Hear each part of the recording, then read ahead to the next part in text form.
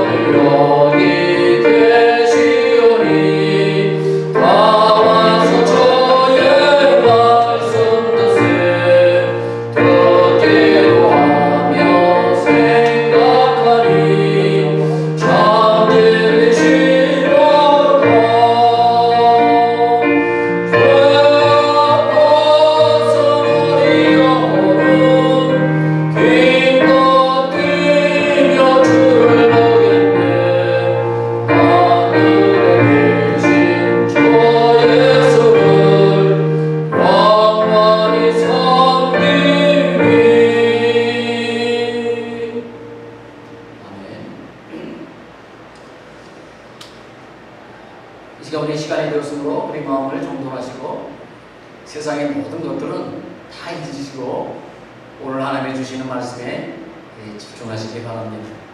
오늘 묵도하심으로써 5월 둘째 주 예배를 하나님 앞에 신령과 진정으로 드리도록 하겠습니다. 우리 다 함께 묵도하시겠습니다.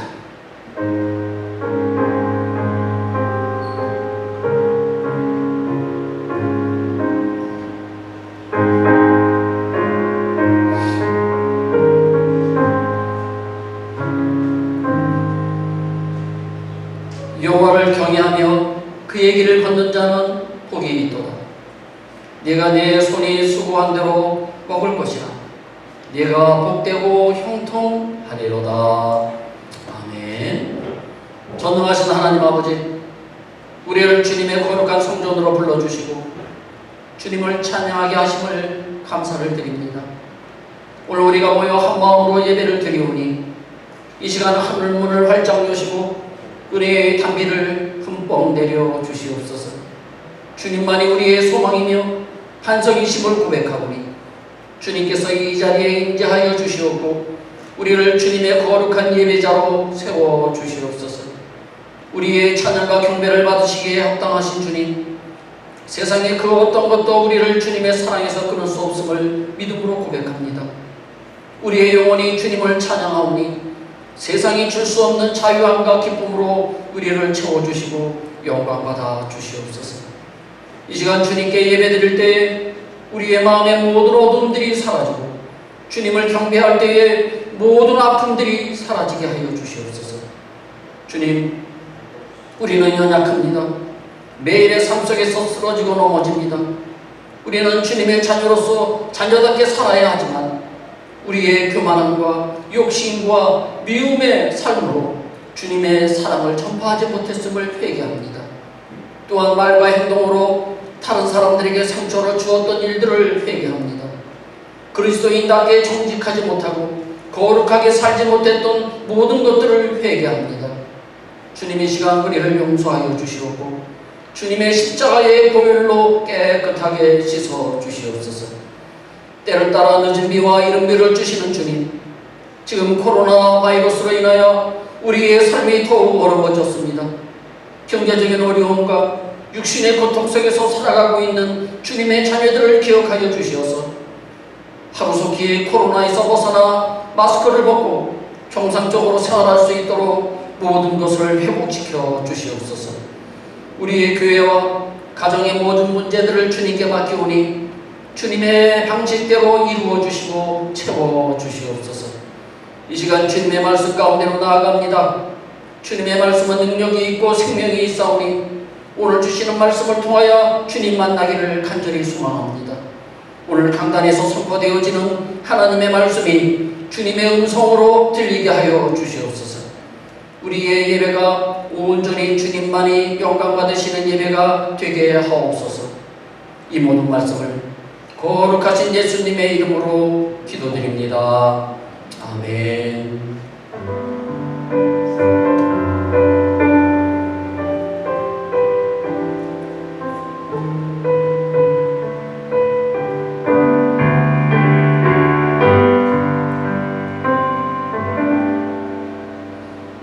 우리 다같이 일어나셔서 찬송가 23장을 부르시겠습니다. 만님이 내게 있으면 찬송가 23장입니다.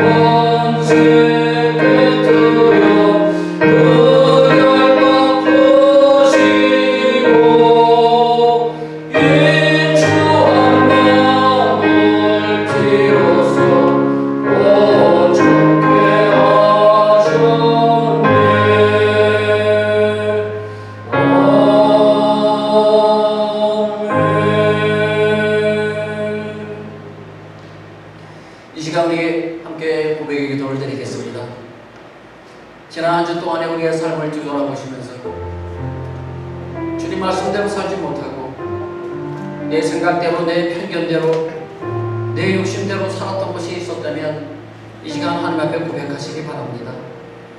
우리 하나님은 사랑이 많으셔서 우리의 입술의 고백을 받아주시고 우리의 모든 죄를 깨끗하게 씻어주실 것입니다. 이 시간 우리 다 함께 하나님 앞에 고백의 기도를 드리겠습니다.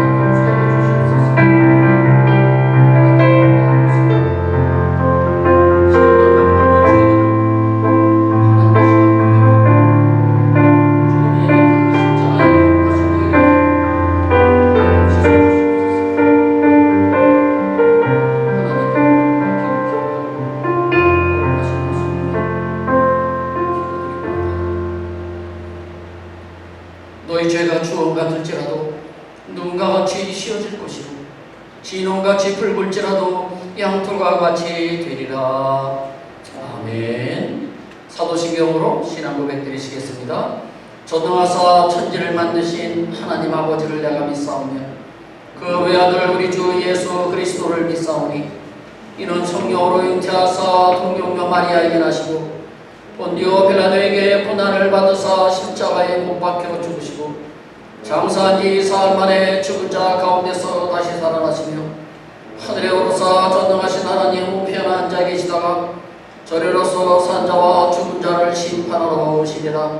성령을 믿사오며 거룩한 공예와 성도가 서로 교통하는 것과 죄를 사하여 주시는 것과 몸이 다시 사는 것과 영원히 사는 것을 믿사옵나이다.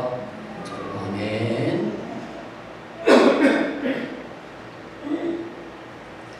오늘 하나님께서 우리에게 주신 말씀은 사도행전 28장 1절부터 10절까지 말씀이 되겠습니다. 사도행전 28장 1절부터 10절까지입니다. 제가 여러분들에게 봉독해 드리겠습니다. 우리가 구조된 후에 안즉 그 섬은 멜리데라 하더라. 비가 오고 날이 참해 원주민들이 우리에게 특별한 동정을 하여 불을 피워 우리를 다 영접하더라. 바울이 나무 한 묶음을 거두어 불에 넣으니 뜨거움으로 말미암아 독사가 나와 그 손을 물고 있는지라. 원주민들이 이 짐승이 그 손에 매달려 있음을 보고 서로 말하되 진실로 이 사람은 살인한 자로다. 바다에서는 구조를 받았으나 공의가 그를 살지 못하게 함이로다 하더니 바울이 그 짐승을 불에 떨어버리매 조금도 상함이 없더라.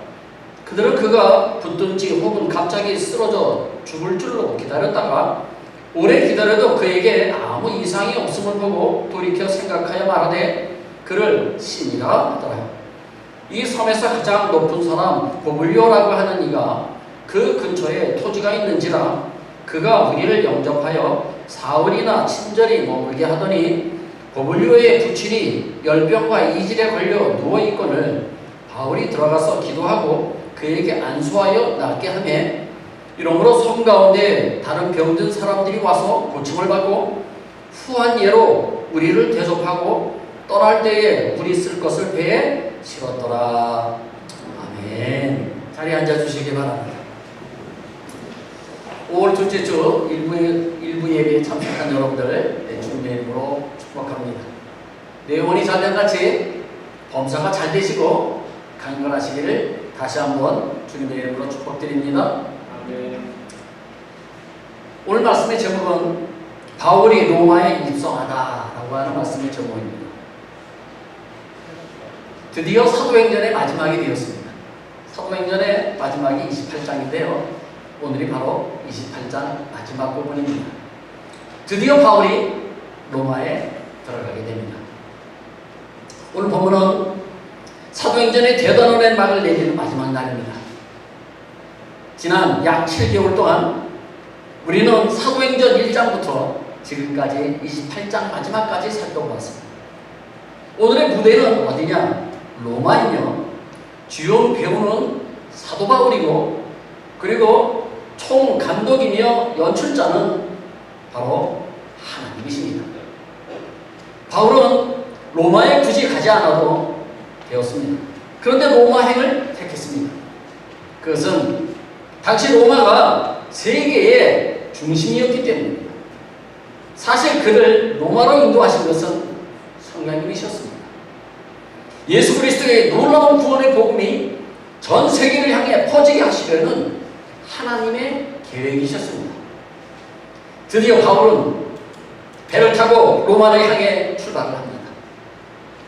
바울을 비롯한 죄수들의 호송 책임자는 율리오라고 하는 아우구스토대의 백부장이었습니다.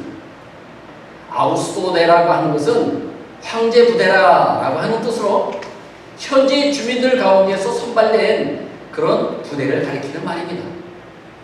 바울 일행은 중간 지점인 그 그레데 섬의 미안까지는 그런 대로 순조롭게 잘 왔습니다. 그런데 겨울을 지내기 위해서 향락의 도시인 이 베니스로 가다가 그만 유라굴로라고 하는 광풍을 만나게 됩니다. 제가 지난주에 말씀을 드렸던 부분입니다. 무서운 허리케인이었습니다. 그때부터 바울이 탄 배는 바람과 파도에 떠밀려서 다닐 수밖에 없었습니다. 배가 가라앉는 것을 막기 위해서 배에 있는 모든 짐들과 배의 기구들을 모두 다 바다에 버렸습니다. 그렇게 14일 동안 바다에서 이리저리 떠밀려 다니다가 육지가 가까이 온 것을 짐작하고요. 물의 깊이를 재어보니까 실제로 그 깊이가 줄어들고 있음을 확인했습니다. 그러자 사공들은 도망갈 준비를 합니다. 이를 눈치챈 바울은요, 백부장과 군인들에게 이렇게 말을 하죠. 그것이 지난주에 보셨던 27장 31절 말씀입니다. 이 사람들이 배에 있지 아니하면 너희가 구원을 얻지 못하리라 라고 말합니다.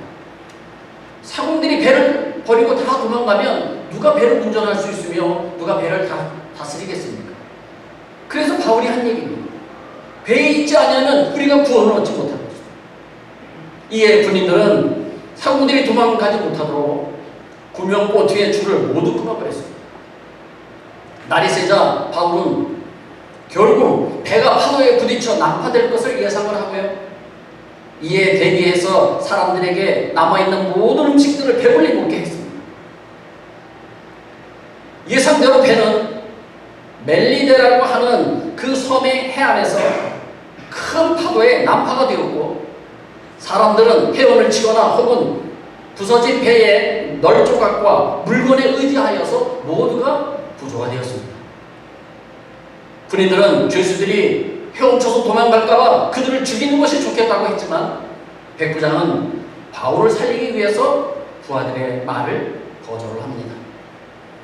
멜리데 섬의 주민들은 비가 오고 추운 날씨에 구조된 이 바울 일행들을 특별히 동정을 하여서 불을 피워주고 그들을 영접을 해줬습니다.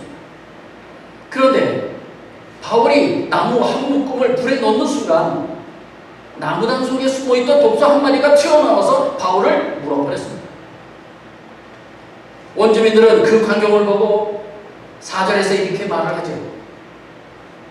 원주민들이 이 짐승이 그 손에 매달려 있음을 보고 서로 말하되 진실로 이 사람은 살인한 자로다. 바다에서는 구조를 받았으나 공의가 그를 살지 못하게 하미로다 하더라. 이 사람은 죄인이구나. 그러니까 독사가 나와서 이 사람을 물었겠지? 이렇게 생각을 했다는 것입니다. 그러나 바울은 태연하게 그 독사를 그 불 속에다가 털어버렸습니다. 그리고 조금 더 상처가 나지 않았습니다. 이 원주민들은 바울이 붙든지 혹은 갑자기 쓰러져서 죽을 줄 알았는데 오래 기다려도 아무 이상이 없자 바울을 향해서 신이라 라고 불렀습니다. 혹시 당신이 신이 아닙니까? 당신은 신입니다 라고 불렀습니다. 바울은 그 섬에서 가장 높은 부빌리오라고 하는 사람의 집에 초대되어 친절한 영접을 받고요.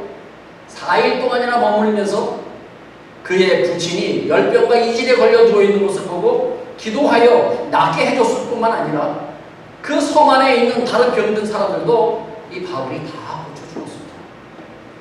그들은 바울에게 후한 대접을 했고 그가 떠날 때에 쓸 것들을 배에 가득 실어주어서 드디어 로마로 떠나게 됩니다. 오늘 본문 말씀을 통하여서 하나님이 우리에게 주시는 교훈이 무엇인지 우리가 하나씩 살펴보도록 하겠습니다.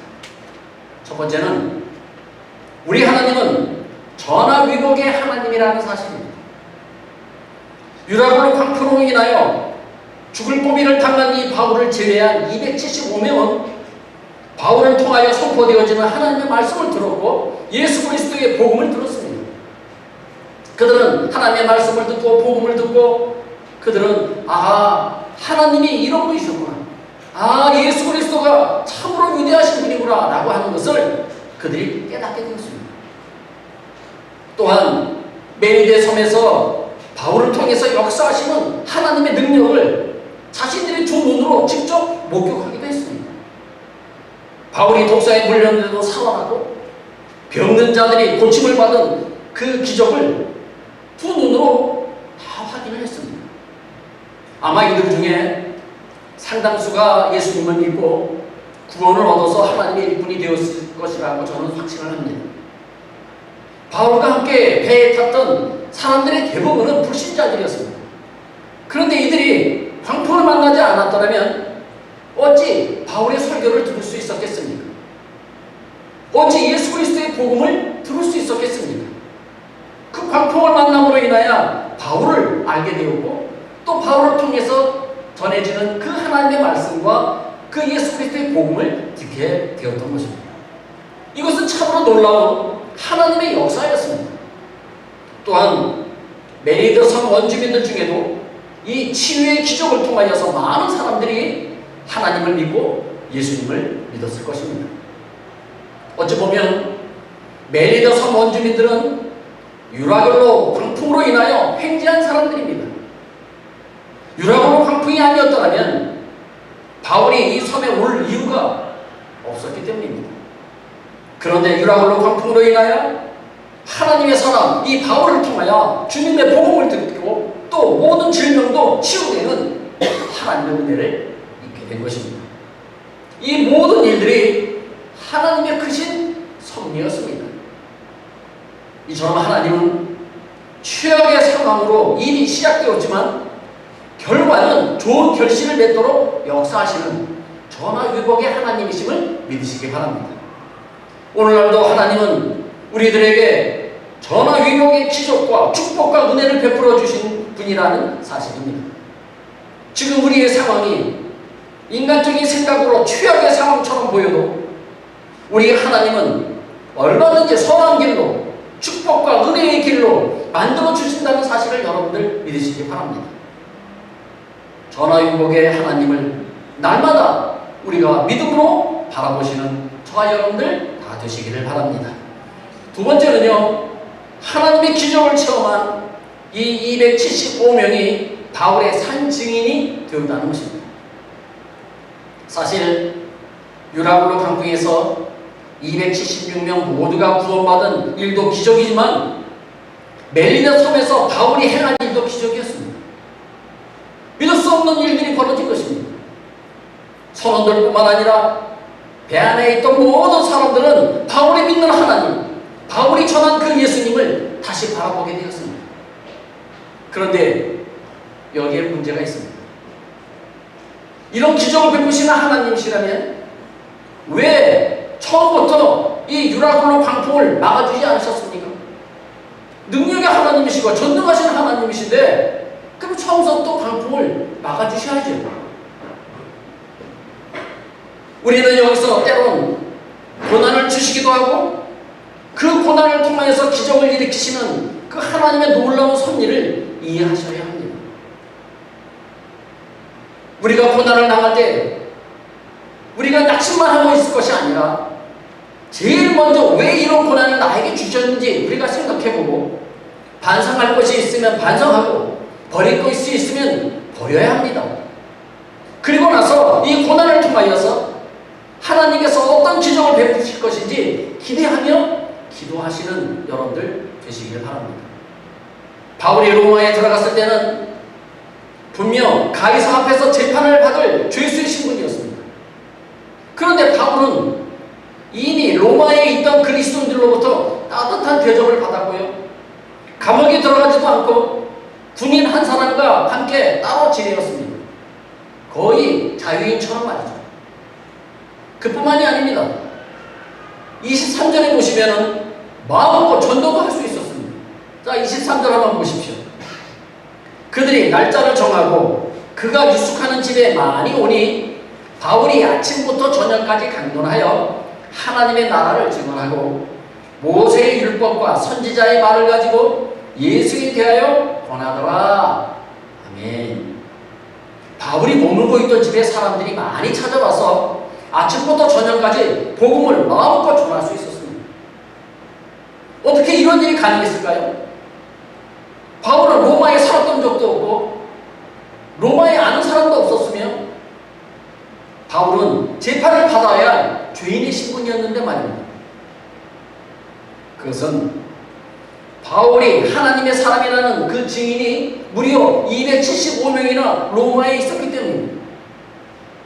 광풍 가운데서도 하나님의 사람 바울을 통해 구원의 역사를 두 눈으로 똑똑히 보았던 275명, 그 275명이 그동안 겪었던 일들과 직접 보았던 그 하나님의 기적들을 사람들에게 얼마나 이야기하고 싶었겠습니까? 여러분들 같으면 이야기하고 싶었겠죠. 그렇죠? 다른 사람들에게 막 이야기했을 거예요. 야, 하나님은 진짜 놀라우신 분이야. 야, 예수 그리스도의 복음이 놀라운 거야. 그렇게 얘기했을 거예요. 그 275명이 자신들의 입으로 하나님의 기적, 예수 그리스도의 복음을 증거하였습니다. 바울 이 사람은 보통 사람이 아닙니다. 정말 하나님은 살아계시며 이 사람은 하나님의 사람이고 그가 전하는 예수 그리스도의 복음은 놀라운 능력이 있습니다. 우리는 몇 번씩이나 죽을 뻔했지만 이 사람 때문에 우리가 살았고 하나님이 역사하시는 것을 우리가 두 눈으로 똑똑히 보았습니다. 아마 그렇게 얘기하지 않았을까요? 로마에 도착한 275명이 아마 광고하며 다녔을 것이 분명합니다. 여기에 바울이 죄인 취급을 받지 않고 대접을 받을 수 있었던 비밀이 여기에 있는 것입니다. 하나님은 바울 일행이 유라굴라 광풍을 피하여 베니스 항구로 무사히 도착하여서 겨울을 잘 보내게 하실 수도 있었습니다. 그러면 어떻게 되었겠습니까? 군인들과 선원들 그리고 그 많은 승객들이 베니스에서 3개월 동안 지내면서 온갖 오락을 다 즐기고 아주 편안하게 잘 살았을 것입니다. 3개월 동안 말이죠. 그런데 죄인의 신분인 이 바울이 그렇게 되었다면 죄인의 신분인 이 바울이 로마에서 복음을 증거할 때에 누가 바울의 신앙 고백과 간증의 보증인이 되어 수 있었을까요? 하나님의 섭리는 참으로 놀라운 것입니다. 그들이 편안하게 지냈다면 바울의 그 놀라운 하나님의 능력을 보지도 못했고 깨닫지도 못했을 것입니다. 하나님이 어떠한 분인지도 알지 못했을 것입니다. 그러나 그 광풍을 만남으로 인하여 그 배 안에서 바울을 통하여 하나님의 말씀을 듣고 예수 그리스도의 복음을 듣고 또 그 죽을 고비에서 바울을 통하여서 살아났고 그리고 독사에 대물렸는데도 살아나고 많은 병자들이 고치는 것을 그 275명이 다 눈으로 확인하게 되었던 것입니다. 하나님께서 확인시켜 주신 것입니다. 하나님께서 로마에 도착하기 전에 바울 일행에게 왜 그렇게 극심한 고난과 시련을 주셨는지 이제는 조금 이해가 되실 것입니다. 여러분, 하나님께서 자신의 자녀들에게 왜 고난을 주시기도 하고 기적을 일으키기도 하시는지 아십니까?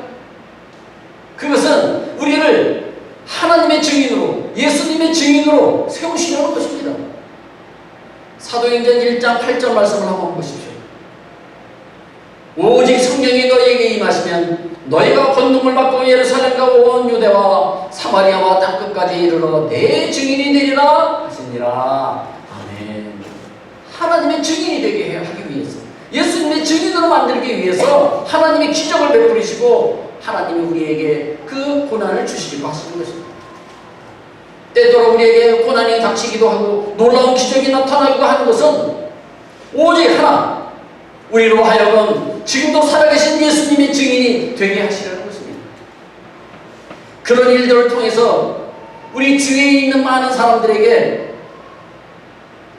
하나님이 믿는 사람이 과연 다르구나 하는 소리를 들으셔야 합니다. 우리가 고난을 당하면서도, 우리가 어려움을 당하면서도 매주 교회에 나오고 매일 기도하더니 아, 저 사람은 결국 성공하는구나, 아, 진짜 저 사람이 믿는 하나님이 살아계시구나 하는 것을 우리가 증인이 되어야 한다는 것입니다. 그러므로 성도 여러분, 고난이 닥쳐오든 기적이 일어나든 그것이 중요한 것이 아니라 그 일을 통해서 살아계신 예수님의 증인이 되시는 여러분들 되시기를 바랍니다. 세 번째입니다. 하나님의 복음이 선포되면서요, 하나님의 나라가 확장되는 그런 기적이 일어났습니다.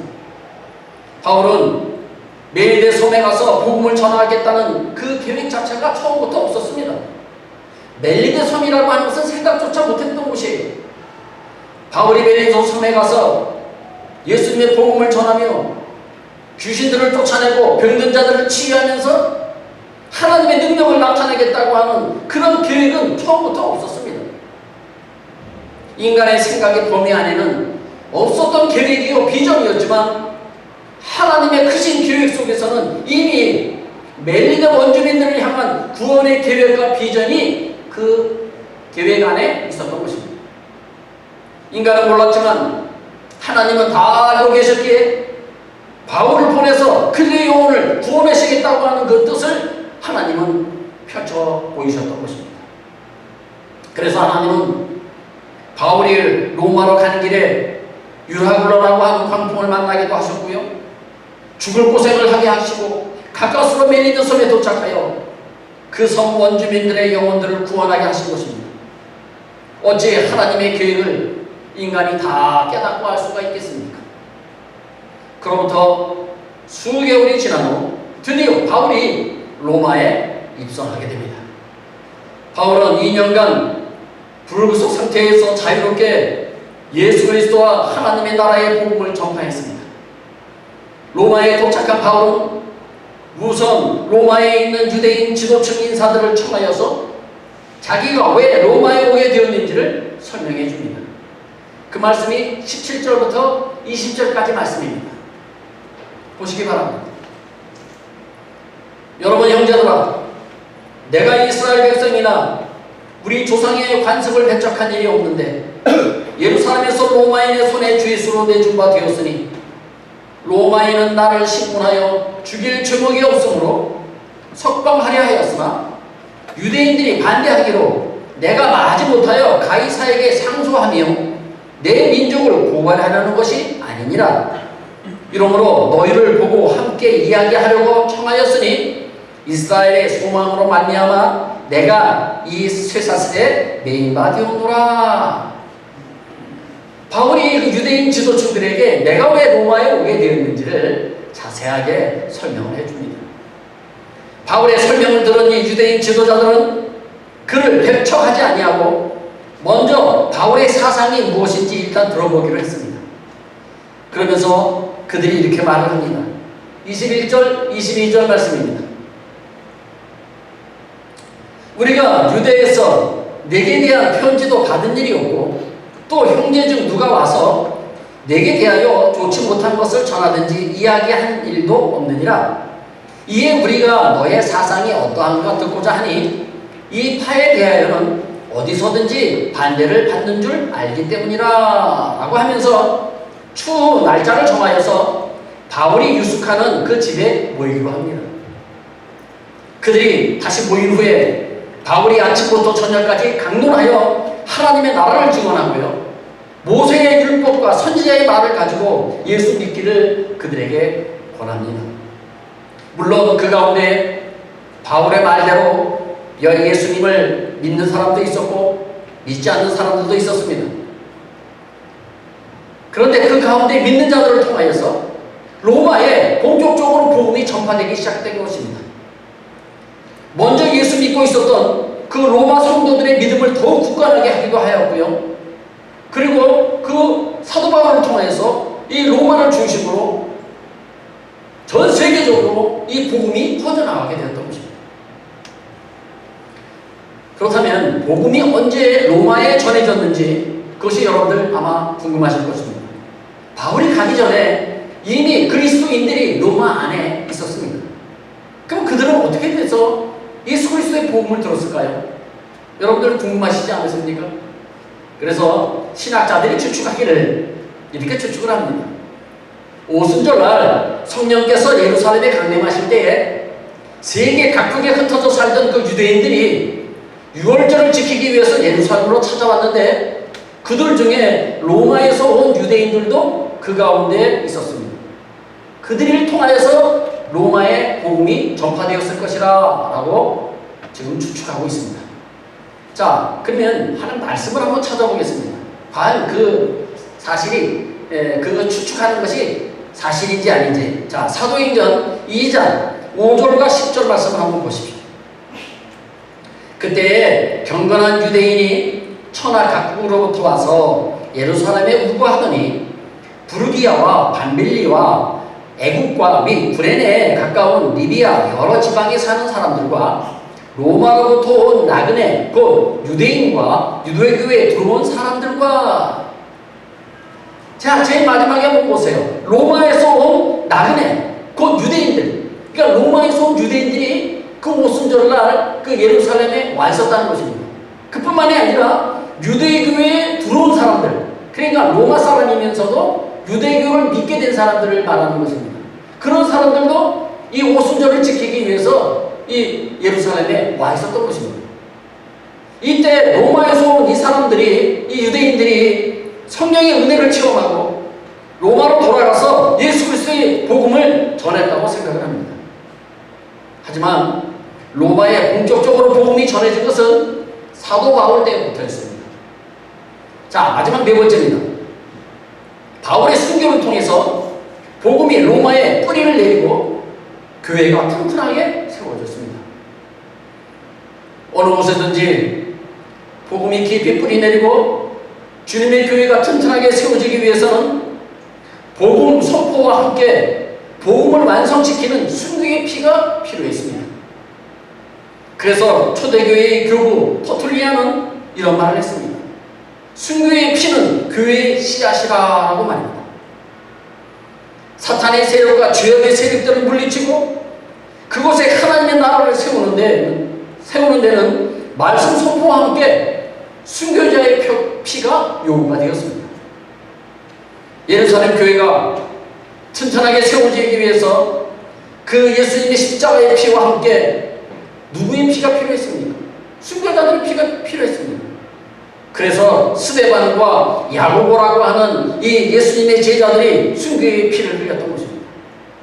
로마 교회가 튼튼하게 세워지는 데는 바울의 순교의 피가 요구되었습니다. 바울은 하나님이 이 땅에 세우신 교회들이 온전한 교회들이 되기 위해서 자신의 피가 필요로 한다면 언제든지 기쁨으로 자신의 피를 제물로 드릴 용의가 있다고 했습니다.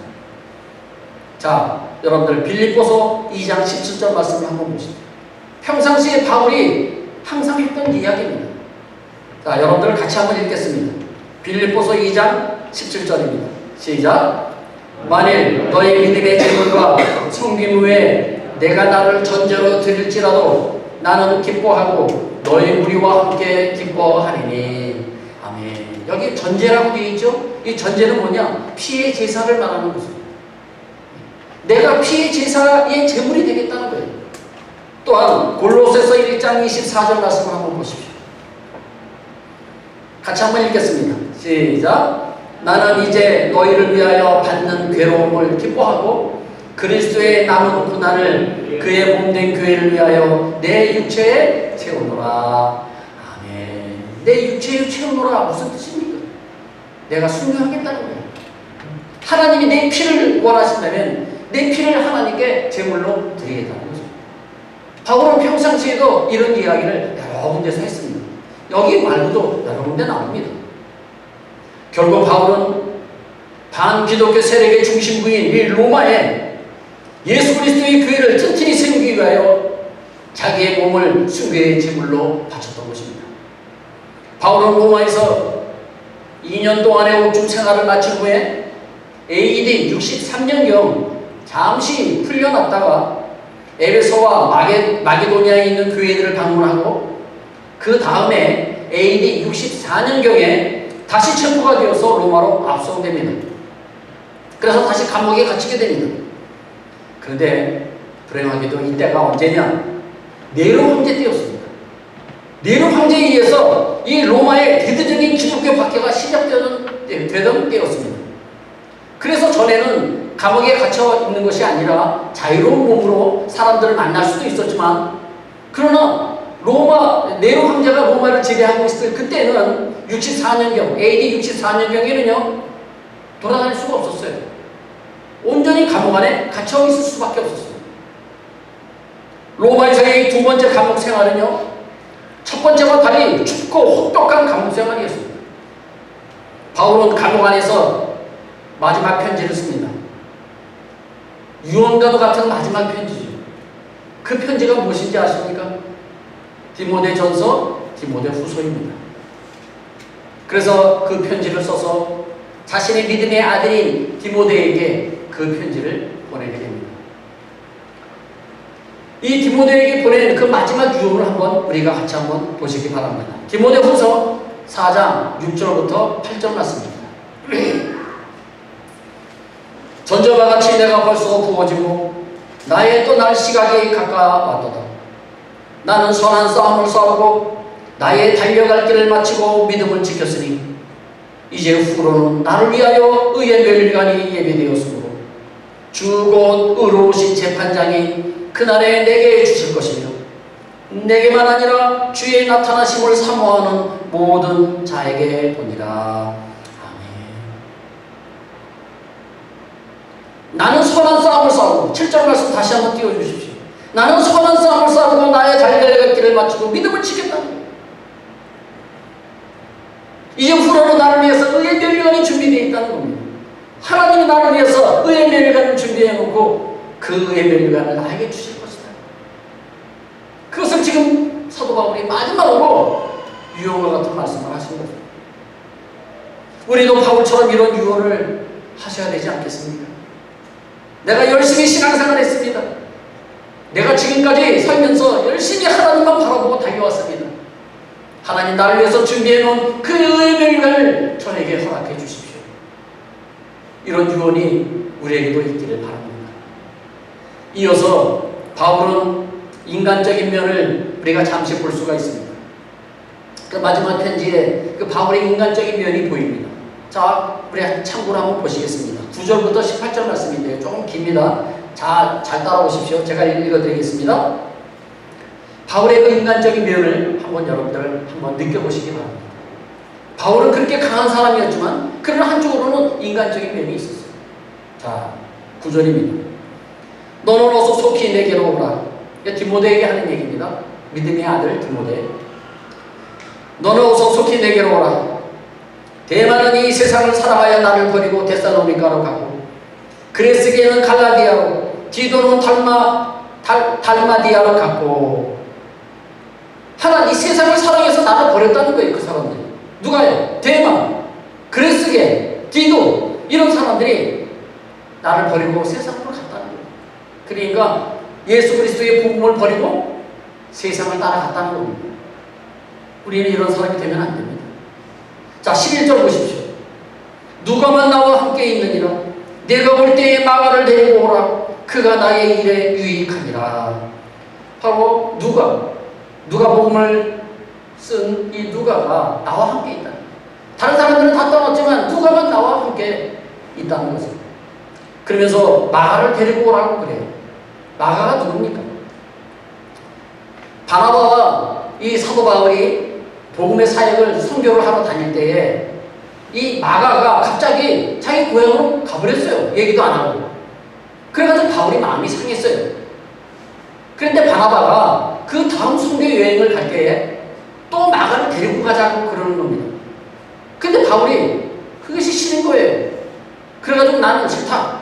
반대를 했는데도 바나바가 계속해서 고집을 합니다. 그래서 그러면 당신이 바나바가 마가를 데리고 가시오. 나는 안 가겠어. 다른 데로 갑니다. 그래서 그때 이 마가 때문에 이 바나바와 바울이 헤어지게 됩니다. 그런데 지금 마지막 운명이 다 했잖아요. 죽을 때가 됐잖아요. 그러니까 그 마가가 생각이 났다는 것입니다. 그래서 내가 한동안 조금 미안하게 했던, 내가 좀 미워했던 이 마가를 다시 데리고 가라. 내가 마지막으로 보고 싶다. 지금 그 얘기를 하는 겁니다. 이 바울의 인간적인 면이죠. 네? 인간적인, 우리도 이런 면이 필요합니다. 네? 내가 평상시에 미워했던 사람들, 네? 내가 그동안 용서해 주지 못했던 사람들이 혹시 있다면 여러분들 이 세상을 떠나시기 전에 다 잊어버리고 다 용서해주고 떠나시기 바랍니다.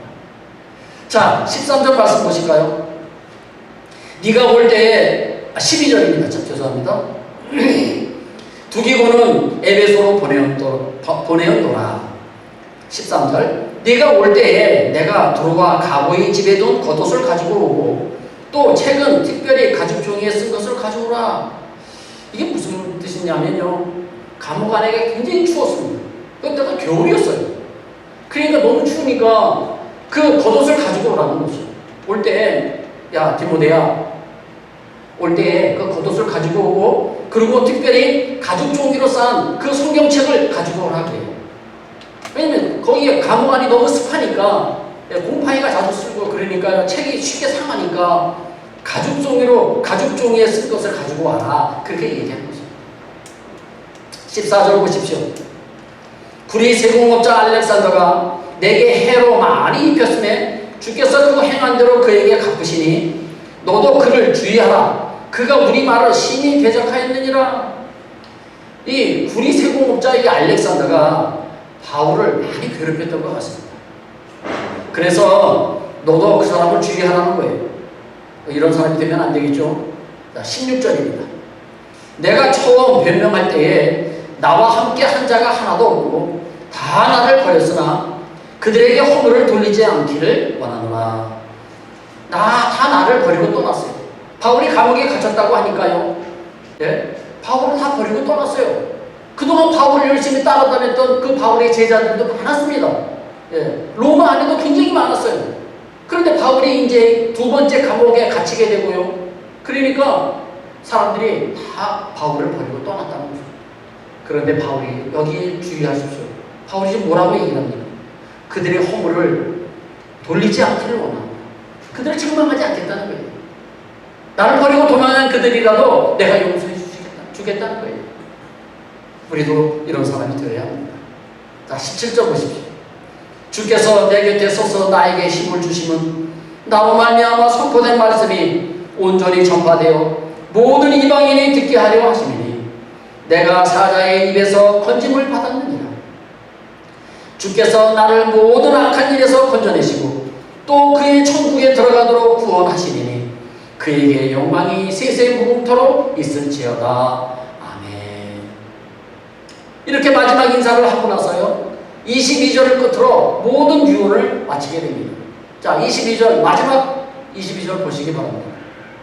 나는 주께서 내 심령에 함께 계시기를 바라노니 은혜가 너희와 함께 있을지어다. 아멘.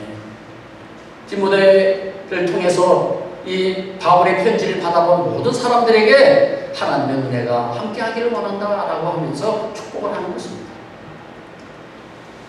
초대 기독교의 역사는요, AD 66년, 65년경에 사도 바울과 사도 베드로가 로마에서 순교를 당했다고 전하고 있습니다. 베드로는 거꾸로 십자가에 달려서 순교를 했고요, 사도 바울은 목베임을 당하여 순교를 했다고 전해지고 있습니다. 지금까지 우리가 사도행전을 살펴보신 것처럼 바울은 주님께서 지시하시고 알려주신 길을 끝까지 충성스럽게 달려갔습니다. 예수님의 이름을 위하여 많은 고난을 받았고요, 마지막에는 그의 몸을 순교의 제물로 바치기로 했습니다. 그는 평생 복음을 전파하다가 죽음으로 마감하고 죽음으로 완성을 했습니다. 그리고 순교의 피로 로마 교회를 튼튼하게 세워 전 세계 복음화가 이루어지게 된 것입니다. 사랑하는 성도 여러분, 오늘날도 복음 전파의 역사와 인간 구원의 역사는 계속해서 진행되고 있습니다. 지금도 주님은 반기독교 세력의 중심지인 이슬람, 힌두교, 불교, 기타 종교 지역에서 십자가와 구원의 복음이 전파되도록 간절히 원하고 계신다는 사실입니다. 그래서 지금도 바울의 후예들이 세계 곳곳에 흩어져서 십자가와 구원의 복음을 충성스럽게 전파하고 있습니다. 저와 여러분들도 주님의 뜻에 순종하며 핍박과 고난을 감당하며 십자가와 구원의 복음을 전하는 오늘날의 작은 바울이 되시기를 소망합니다. 주님께서 허락하신다면 저와 여러분들을 복음의 일꾼들과 복음의 밑거름들로 사용하시기를 간절히 소망합니다. 기도하시겠습니다. 지금도 하나님의 나라가 확장되기를 원하시는 하나님 아버지, 지난 7개월 동안 초대교회의 역사와 사도 바울의 발자취를 살펴보면서 많은 것을 깨닫고 부끄러운 우리의 모습을 반성해 보았습니다. 우리도 작은 바울이 되어서 이 세상을 변화시키며 하나님의 나라 확장을 위해서 쓰임받는 복음의 밑거름들이 다 되게 하여 주시옵소서. 지금도 반기독교 나라에서 생명을 내놓고 예수 그리스도의 복음을 선포하는 선교사님들을 지켜주시고 그들을 통하여 죽어가는 많은 영혼들이 구원받는 놀라운 역사들이 일어나게 하여 주시옵소서. 우리 모두 바울의 발자취를 따라가는 바울의 후예들이 다 되게 하여 주시옵소서. 예수님의 이름으로 기도드립니다. 아멘. 찬송가 516장입니다. 옳은 길 따르라 의의 길을.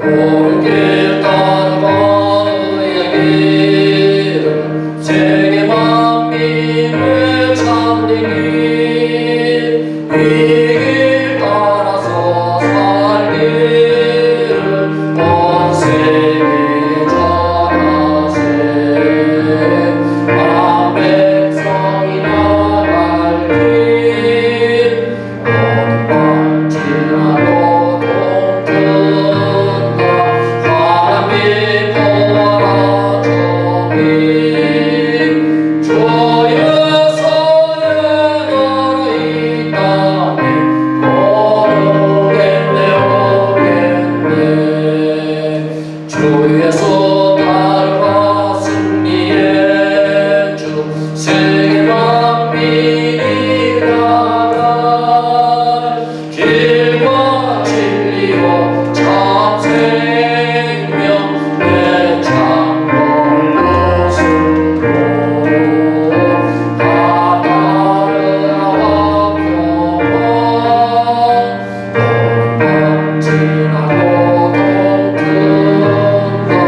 하나님 보아 저기 주여서의 나라 이 땅에 오겠네 오겠네 놀라운 이 소식 알리오라 세계 만민을 구하여 내 주 예수를 보내신 참 사랑이 하나님 만 백성이 따를 길 어둠 밤 지나도 동튼다 하나님 보아 저기 주여서의 나라 이 땅에 오겠네 오겠네.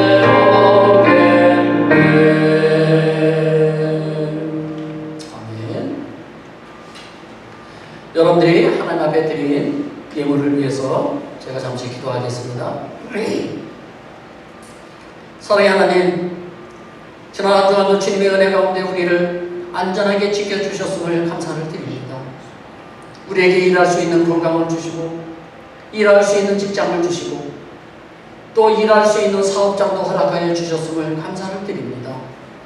우리의 마음과 정성을 이 예물에 담아 주님께 드렸사오니 하나님께서 받아주시고 이번 주에는 더 많은 것으로 우리에게 채워주셔서 더 많은 것을 하나님께 드릴 수 있도록 하나님이 축복하여 주시옵소서. 하나님께서 신명기 28장에서 말씀하셨듯이 너희가 하나님의 말씀을 듣고 그 명령을 지켜 행하면 너를 세계 모든 민족 위에 뛰어나게 하시고 네 광주리와 떡반죽 그릇이 복을 받을 것이며 네가 들어가도 복을 받고 나가도 복을 받을 것이라고 하셨사오니 우리 모두 이 약속의 말씀대로 하나님께 들은 말씀을 지켜 행하여 하나님의 약속하신 복을 받아 누리는 우리 모두가 다 되게 하여 주시옵소서. 우리가 드린 이 예물이 하나님의 뜻을 이루는 데 쓰이는 귀한 예물이 되게 하시고 하나님 나라의 확장에도 귀하게 쓰임받는 예물이 되게 하여 주시옵소서. 우리의 선교주를 위해서 기도합니다. 우리가 드린 이 선교 헌금으로 그것에 하나님의 교회가 세워지며 많은 영혼들이 예수 믿고 구원받게 하여 주시옵소서. 이 모든 말씀을 예수님의 이름으로 축복하며 기도드립니다. 아멘. 교회 광고 말씀 잠시 드리도록 하겠습니다. 오늘 일부 예배에 참석하신 여러분들 주님의 이름으로 축복합니다. 그리고 또 오늘 영상 예배를 드리시는 모든 분들도 주님의 이름으로 축복합니다. 가정의 달 5월입니다. 그래서 교회에서 우리 어린아이들과 그리고 65세 이상 되신 분들을 대상으로 작은 선물을 준비를 했습니다. 예배 마치고 여러분들 돌아가실 때에 여러분들 가지고 가시기 바랍니다. 5월 23일 세례식을 거행하도록 하겠습니다. 5월 네 번째 주입니다. 오늘은 두 번째 주입니다. 그래서 두 번째 세례 교육이 있으니 대상자들은 예배 후에 모여주시기 바랍니다. 지금 교육실에 지금 에어컨이 고장이 났어요. 그래서 고쳤는데, 지난주에 고쳤는데 오늘 아침에 틀어보니까 또 안 되더라고요. 그래서 죄송하지만 식당으로 좀 가셔서 교육을 받아주시면 감사하겠습니다. 그리고 50세 이상 되신 분들 바이러스 백신 지금 접종하고 있으니까 여러분들 꼭 신청하시고, 그래서 한인회 카톡 사이트에 보면은 그 안내가 자주 나오더라고요. 여러분들 참고하셨다가 그 지역에 접종한다면 가셔서 꼭 맞으시기 바랍니다. 그 선물 증정을 하도록 하겠습니다. 유아부 대표로 우리 정원이 아빠 정으뜸 성도님 잠시 나와주시기 바랍니다.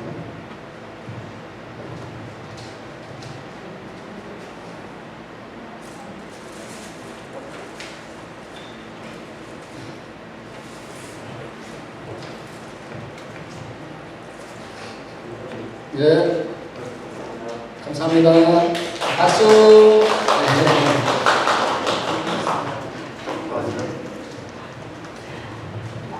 그리고 소년부는 우리 김정현 집사님 나오셔서 받아주시기 바랍니다. 받아서 나눠주십시오. 다 집사님 것 같은데. 박수.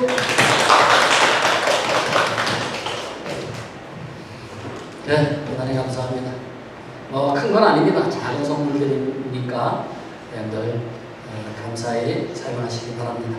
우리 다 함께 일어나셔서 우리 마지막 송 괴로울 때 주님의 얼굴을 보라, 우리 기도하는 마음으로 우리 함께 부르고 축도함으로 모든 예배를 마치도록 하겠습니다. 괴로울 때 주님의 얼굴을 바라보십시오. 슬픈 일이 있습니까? 주님의 얼굴을 바라보세요.